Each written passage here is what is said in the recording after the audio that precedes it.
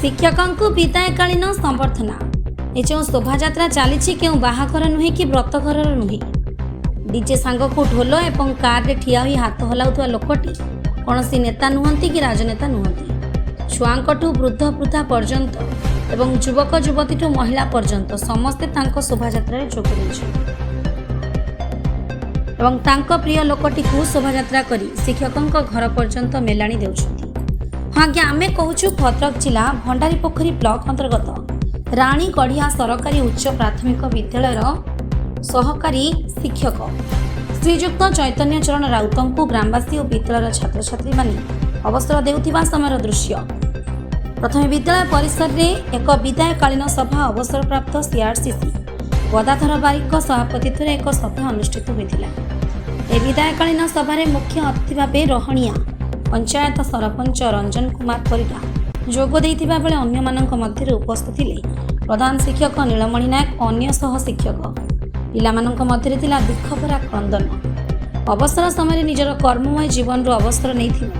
श्रीजुक्त चैतन्य सार अत्यंत भांगी पढ़ा सह निज प्रिय विद्यालय और छात्र छात्री मानकठू दूरे जाइथिबारु निजर कोह को संभाली पारि नथिले। संपूर्ण विद्यालय परिसरटी शोकाकुल परिवेश सृष्टि होइथिला। नमस्कार मु श्री चैतन्य चरण राउत सहकारी शिक्षक राणीगढ़िया सरकारी प्राथमिक विद्यालय मोर आज शेष दिन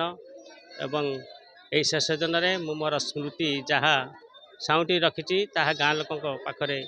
अभूला स्मृति सबुदिन रही आशा और विश्वास।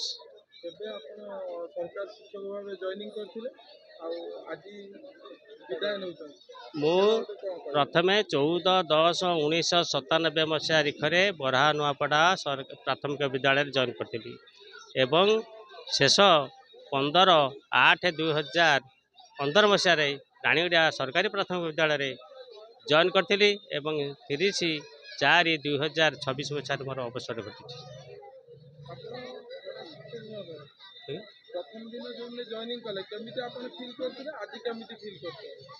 प्रथम से गोटे स्मृति था जीवन इतिहास था दुखर कहानी से सब बहुत माने दुख धड़ झंझ भितर सरकारी चाकरी पाइबापी आम रास्ता खोजिलु शेष सरकार निजुक्ति मत पाई से दिन बहुत खुशी थी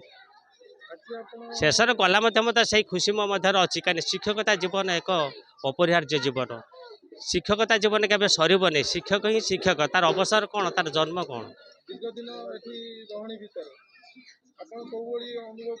ये मोर गोटे परिवार था मोर ये विद्यालय गोटे परिवार भाया था गाँ लोक मोर गोटे परिवार भाया था बहुत सम्मान पाऊे पाइबी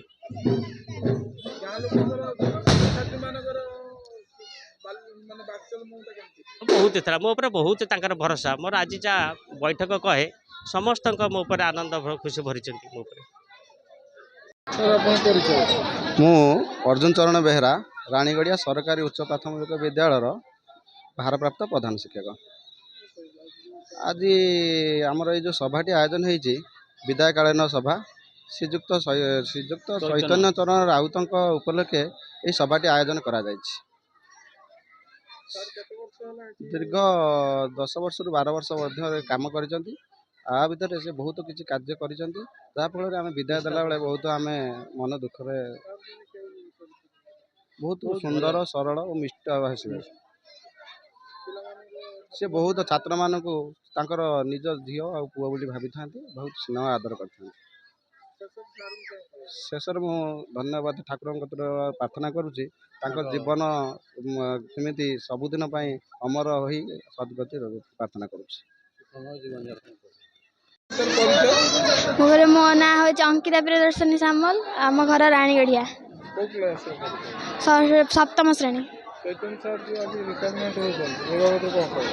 से आमर प्रिय शिक्षक थे सी गला